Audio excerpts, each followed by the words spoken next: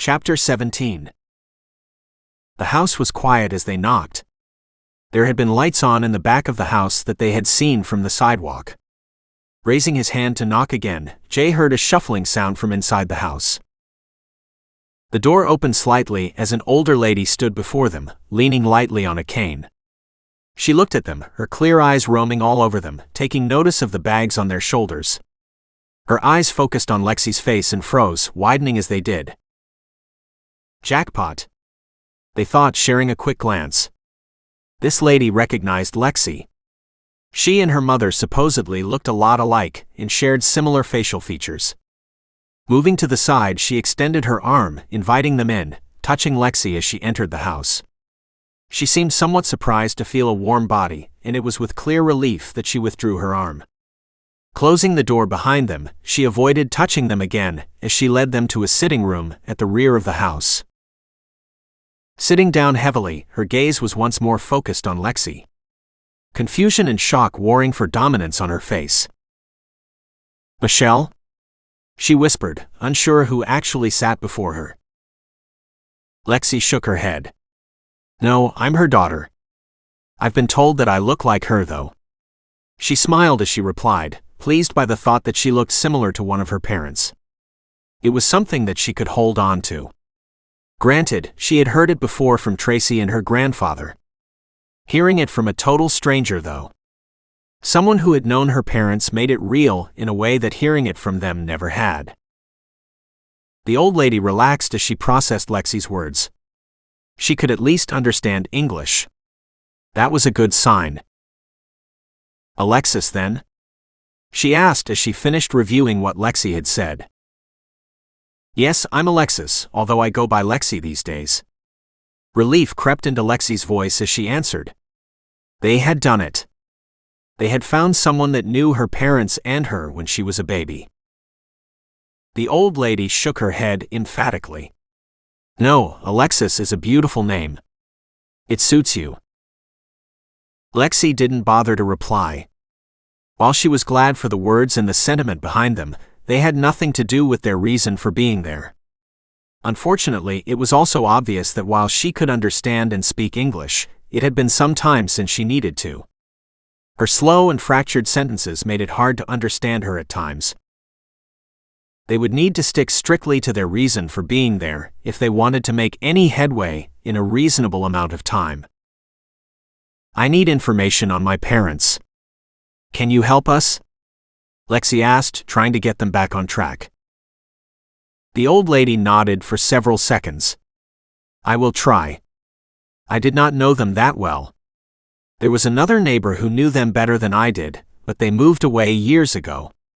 I think I have their address written down somewhere, if you would like it," she offered, already moving to the edge of her seat expectantly. Lexie nodded agreeably, and Jay jumped forward to lend her an arm as she pulled herself up. Smiling thankfully at Jay, he handed her cane to her and stepped back as she left the room. "I can't believe we found someone that actually knew you.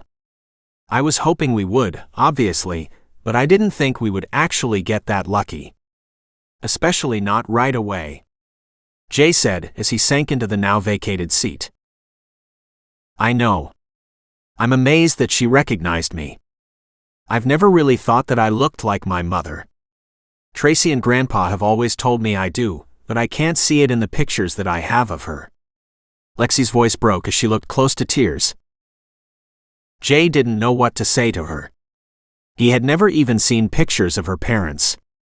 That was a part of her life that he was only being introduced to now. There was nothing he could say in that regard. Instead, he stood and moved to Lexie's side, pulling her gently into his arms. There were no expectations hidden within the move. Just him wanting to comfort his friend and to remind her that she wasn't alone. That he was there for her. They separated and sat down as they heard the approaching thump of a cane on the floor. The old neighbor women shuffled back into the room before they could say anything more.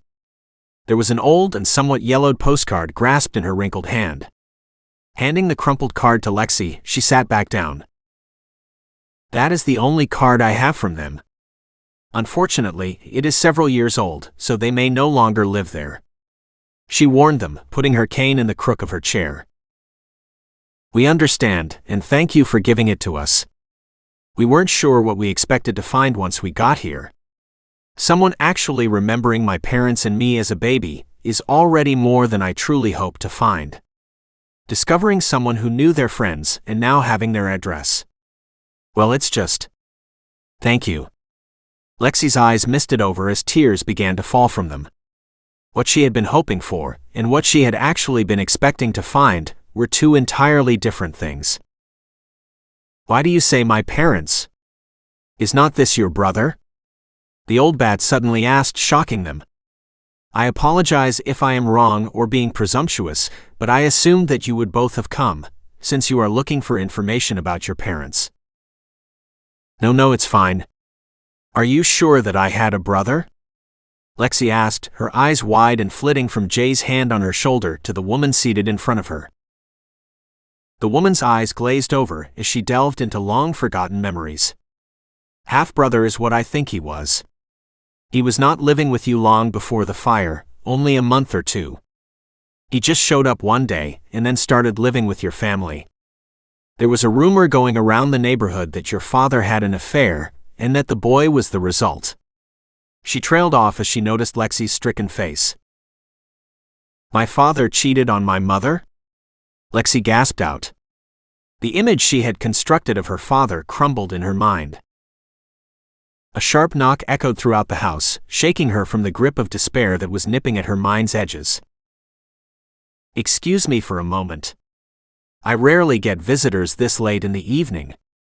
After once more taking Jay's proffered hand as he helped her to stand in her cane, she left the room. "Do you think it's true? Did my father do something that despicable to my mother? Would he not only cheat, but then ask her to raise another woman's child? Who could ask their wife to do something like that?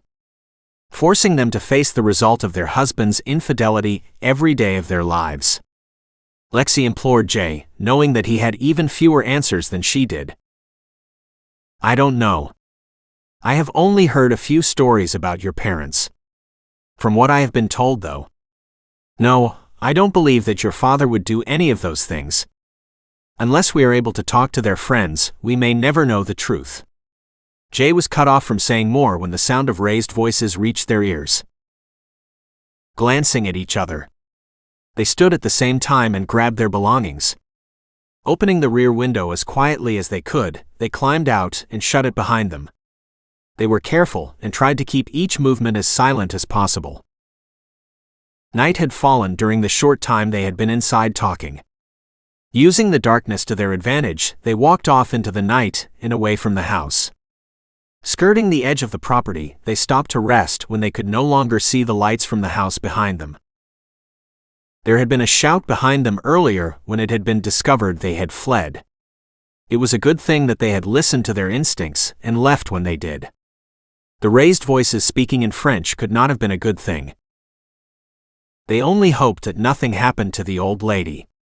She had been nice enough to them. Even if not, everything she had told them had been entirely welcome. Pulling on the dark jackets they had bought earlier in the day, they were ready to ward off the coming chill that accompanied night, while also blending in with the darkness.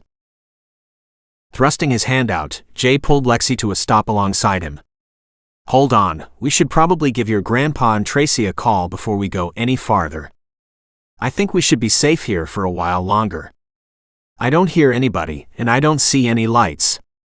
Let's make the calls while we can, and maybe they can help us decide where to go next." "Fine, let's at least find a good tree to lean against or something." Lexie agreed readily with the idea. Having something to lean against would be nice, but really she just wanted their backs against something solid. If they didn't have to watch their backs, then they would only need to watch their front. Or something like that. She hoped. Linking hands so they wouldn't get separated in the dark. They strained their eyes to find the spots that were darker than the rest.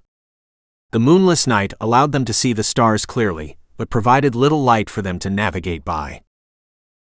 Their escape from the house had been filled with them stumbling over hidden depressions and changes in terrain. Now that they were nearing a wooded area, they would need to be even more careful than before. No light would be able to enter the woods and help them if they went too far in. Staying on the edge of the woods, they selected a tree and sank to the still warm ground, keeping themselves oriented away from the house so they would not lose their bearings.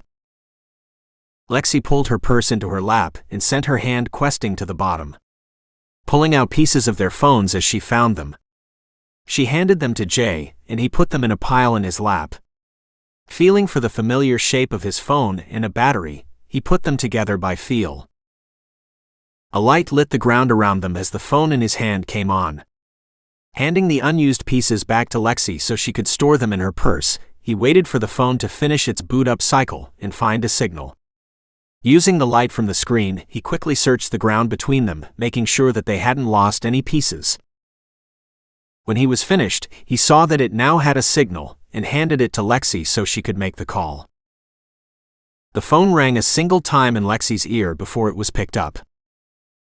"Hello, Jay, is that you?" Trass's voice asked, coming through the tiny speaker, sounding loud in the silent night.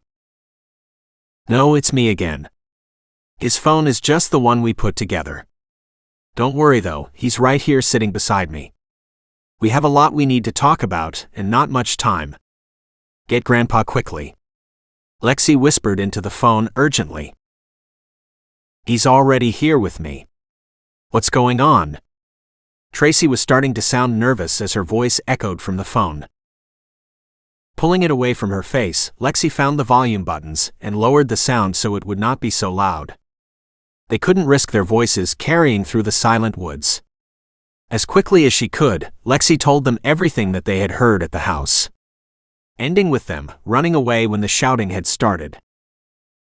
"Good job on getting out of there when you did. That was smart. You should go and talk to the friend as soon as possible. Make them your next destination. It was lucky that she had a postcard to give you with their address. And since that was her only one, it should slow them down while they find the new address. Where is it anyway? Where are you going?" Her grandpa Alex's voice asked. "Hold on, I need to use the light from the phone to see by." Pulling the phone away from her ear, she pulled out the postcard and held it close to the screen. "I can't tell what it says. It looks like the return address is out of the country, in I think Germany." Pulling the phone back to her ear. "Did you hear what I was saying? The address is in Germany, I think. Take a picture of the address and send it to Tracy before dismantling the phone. I want a record of where you are going in case something happens. Now before you hang up, there is one more thing that I need you to understand. I don't know why they think that your father had an affair, but neither Tracy nor I believe that he did. He loved your mother more than anything. She was it for him, she was the love of his life, and he never even so much as looked at another woman once he met your mother. There is no way he would have betrayed her like that. There is another story there that we need to find." Alex vehemently denied the accusation that had been leveled at his dead son. "I understand.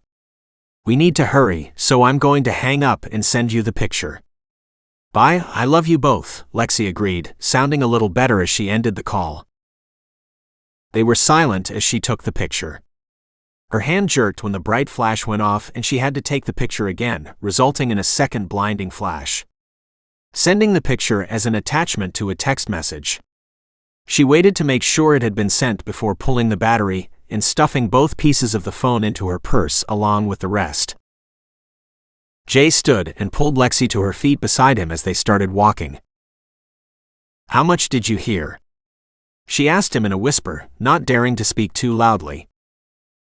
"All of it," their voices carried surprisingly well. "I agree with what they said. You already know that. They knew them better than either of us, and even they say that your father would never do something like that.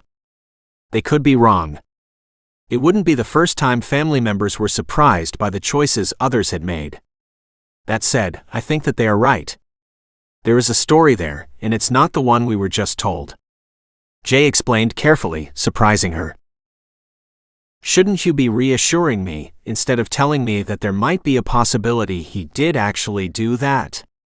Her feet followed his silently. The only sound in the surroundings were their voices. I could, but I don't want to lie to you. I don't think. No, I don't want to believe he did, because I don't want you to have to deal with that knowledge or its consequences. Things happen though, people make mistakes. It's the unfortunate truth of the world we live in. Jay finished talking as the curve of the road appeared in front of them. Farther down they could see a lamp lighting an empty stretch of road. Thank you for that. I really hope you are all right in this. Lexie squeezed his hand tightly as they walked along the road. Do we want to wave down a taxi or should we just walk? Jay asked, eyeing the barren road devoid of any headlights. Lexie quietly laughed, seeing the same thing he was. Let's just walk, otherwise we might be here all night. It was a long walk, one that left them with ample time to get lost in their thoughts, stopping only to pull off their jackets and to hang them on their backpacks when they started to get too hot from their exercise. Several times they found themselves hiding from oncoming lights, unsure if they were taxis, normal people, or someone that might be looking for them. They made slow but steady progress, crossing one road after another before they came across a lit intersection that had a crowded gas station on one corner. Despite the rather short distance of maybe a mile from the house with their slow pace, it had still taken them around 30 minutes to get there. If they were ever going to find a taxi to take them to the train station, this would be the time. Staying at the edges of the lit area as much as possible, they waited for a taxi to come by. Thankfully, they didn't have to wait very long. The intersection they were waiting at had a lot of traffic going through it. Waving down the first taxi they saw, they climbed in, putting their bags on their laps. Lexie pulled out the postcard using the ambient light that entered the car to see by. Train station please, Jay told the driver as he slid closer to Lexie to look at the postcard with her. If we are going to Germany, then the train ride is going to be a long one, and I doubt that there is a direct route from here to where we are going. That means that we will need to switch trains a few times at the very least. When we get to the train station, I think we should get on whichever one is leaving first. We need to distance ourselves from here. Then we should get our hands on a map with the train routes so we can plan our route out. Lexie whispered to him, both of them leaning close enough together that there was no worry of being overheard. I'm fine with that. Do you have any idea where in Germany we are going, though? You said earlier that the address was in French. Is that going to be a problem? His voice whispered across the short distance between them. No, it won't be a problem. I actually should have just told them the name of the city when I was talking to them. We are going to Luxembourg. The name of the city is understandable, even if the country isn't. Lexie replied just as quietly. Jay nodded and pulled back, sliding over to the window. Satisfied that they had a workable plan and a destination in mind. There was a lot to think about, and he was sure that Lexie was going to be thinking about many of the same things that he was. He had not really put much stock into him being Lexie's brother up to that point. Even knowing that he was originally from France and not related to his grandpa, hadn't truly penetrated. Nothing had changed when he was told that he had been found in the woods while his parents were in France. To him, none of it had really mattered. They were his family, and that was it. While he was somewhat curious about the family that he had been born into, it was only that, a passing curiosity. Now that he was here in France, though, it was becoming something stronger. Hearing that Lexie might actually have a brother, combined with her grandpa's suspicions that it was him, was beginning to leave him with some very complicated feelings. Right now, he needed to be focused on her and the way she was feeling. She might have been trying to hide it, but he could tell that the news about her father possibly having had an affair had rocked her world. She had never known her parents while they were living, so she had built up this image of them in her mind, making them into this perfect couple that loved each other and her unconditionally. Now the very foundation of that image had been rocked, cracked, and was threatening to crumble under the weight of a possible horrible truth.